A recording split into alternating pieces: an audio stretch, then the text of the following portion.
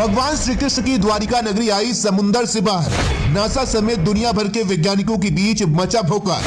5000 साल पुरानी अद्भुत टेक्नोलॉजी आई द्वारिका नगरी के साथ सामने। अब भारत बनेगा दुनिया की सबसे ताकतवर सुपर पावर। भगवान श्री कृष्ण का सुदर्शन चक्र भी मौजूद है इस द्वारिका नगरी में।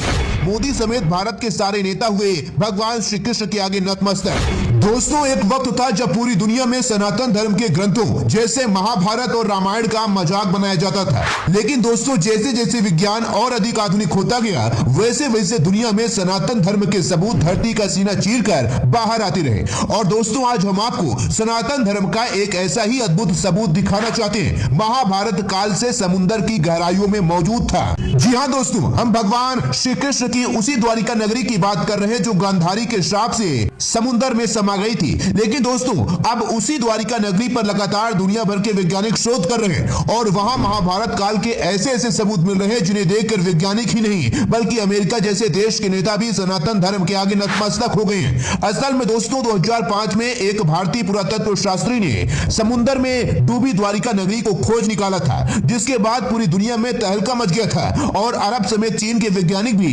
भारत की तरफ दौड़े चले आए थे। क्योंकि दोस्तों, इस नगरी में ऐसी ऐसी प्राचीन टेक्नोलॉजी छिपी है जिनके दम पर कोई भी देश सबसे ताकतवर देश बन सकता है। क्योंकि दोस्तों, महाभारत काल में ऐसे ऐसे शस्त्र मौजूद थे जिनका मुकाबला आज की हमारी मॉडर्न साइंस भी नहीं कर सकती। और दोस्तों, आप, मैं और पूरी दुनिया जानती है कि भगवान श्री कृष्ण के पास उस वक्त का सबसे ताकतवर हथियार यानी सुदर्शन चक्र था, जो भगवान श्री कृष्ण की मन की शक्ति से चलता था और पलक झपकते ही किसी भी दुश्मन को मिट्टी में मिला देता था। और दोस्तों, अगर वह सुदर्शन चक्र या फिर जिस टेक्नोलॉजी से चलता था वो भारत के हाथ आ गई तो पाकिस्तान और चीन जैसे भारत के दुश्मन देश भारत के आगे बिना लड़े घुटने टेक देंगे। और दोस्तों, आपको यह भी बता दें कि 2005 से लेकर अब तक लगातार गोताखोर समुद्र के नीचे मौजूद द्वारिका नगरी के सबूत बाहर निकाल रहे हैं और लगातार द्वारिका पर शोध चल रहा है और जो अब पूरा होने वाला है, जिसे लेकर पूरी दुनिया में खलबली मची हुई है और देशों को लगता है कि भारत के हाथ में अब महाभारत काल के भयानक हथियार और टेक्नोलॉजी आ चुकी है। वहीं दोस्तों, आपको यह भी बता दें कि हमारे धर्म ग्रंथों में बताया गया है कि श्री कृष्ण के द्वारिका आने से पहले वहां एक नगरी मौजूद थी जिसका नाम था कुशस्थली,